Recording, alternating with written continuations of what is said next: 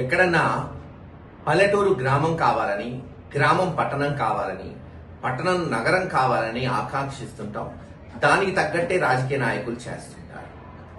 మరి 90 సంవత్సరాల చరిత్ర కలిగిన గురజాల దాచేపల్లిని పట్టుపట్టి ఆ రోజు నేను జగన్మోహన్ రెడ్డి గారి దృష్టికి తీసుకొచ్చి పట్టణాలు చేశాం, నగర పంచాయతీలు చేశాం.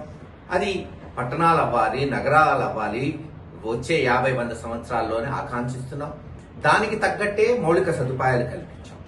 పట్టణం అయిన వెంటనే ఇళ్ల పట్టాలు ఇవ్వటమే కాదు, ఇళ్లు కట్టుకోవడానికి ఒక్కొక్కళ్ళకి కేంద్ర ప్రభుత్వం, రాష్ట్ర ప్రభుత్వం పథకంలో సుమారు 2 నుంచి 2.5 లక్షలు శాంక్షన్ చేయటం జరిగింది. అంతేకాదు బ్రహ్మాండమైన జాతీయ రహదారి ఆ రోజున మాచర్ల, గురజాల, దాచేపల్లి పట్టణాలను కలుపుతామని కేంద్ర ప్రభుత్వానికి దృష్టికి తీసుకెళ్లి 400 కోట్లతో జాతీయ రహదారి తీసుకొచ్చి నిర్మించాం. అది పూర్తి చేశాం.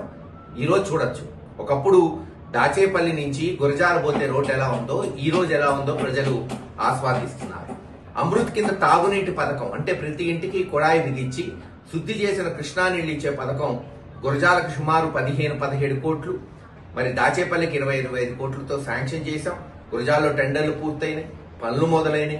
కానీ 1.5 సంవత్సరాల నుంచి దాన్ని పట్టించుకున్న నాదుడు లేడు.